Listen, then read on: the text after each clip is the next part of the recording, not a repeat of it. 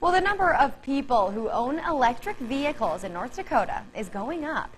Andy Ani spoke to some experts and EV owners to find out why. While gas prices continue to rise, the cost of electric cars is going down. Josh Schaffner with Capital Electric Co-op says that's just one reason we're seeing more EVs on the road. The cost of maintenance is very low compared to a gas car. You're no longer changing oil. You're not going to change your transmission fluid out. As of last month, there were 266 EVs registered in North Dakota, 37 in Burleigh County, and of the 266, more than 100 of them were registered just since last year. So I think we're going to see a lot more of them in the next 5 to 10 years. A lot of manufacturers are planning to go full electric on their cars on different year levels, but most of them will be within the next 10 years. Volkswagen, Ford, Nissan, and even Chevy have all been working on more electric vehicle lines. We know that an EV may not work for everybody, especially at this time, because there still is an extension to charging them than it is going to the pump for 10 minutes to fuel up your car.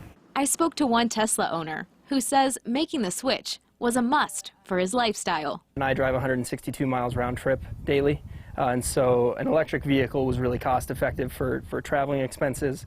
And then the safety features that a Tesla has with autopilot, after a 12-hour night shift, it's really nice to have. So why doesn't everyone already own an electric vehicle? One of the biggest misconceptions with electric vehicles is that you have to go to a supercharger. I fill at home overnight, so I go to sleep, I wake up, and my car is full. Whereas a gas vehicle, you go to sleep, you wake up, you have the same level of gas. Josh Schaffner says as more and more electric vehicles hit the road, there are certain things that need to be looked at.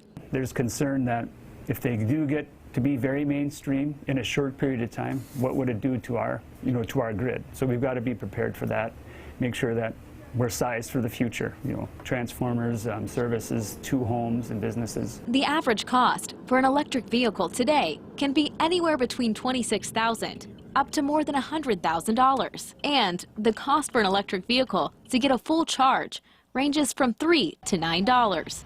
Reporting in Bismarck for KX News, I'm Andy Ani. There is a regular EV charging station set up by the Visitors Bureau in Bismarck and another by the airport. There is also a Tesla charging station off of West Interstate Avenue. Schaffner says he believes we will be seeing more stations popping up in the near future.